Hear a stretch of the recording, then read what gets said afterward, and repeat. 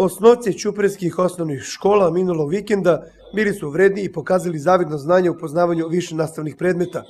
U osnovnoj školi Đuro Jakšić učenici su se ogledali u poznavanju biologije, a njihovim učinkom bili su zadovoljni i nastavnici. Održava se opštinsko takmičenje iz biologije.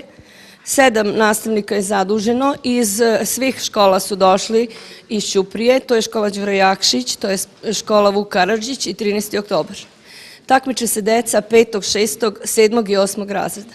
Testove smo otvorili oko 9 sati, takođe i ključeve.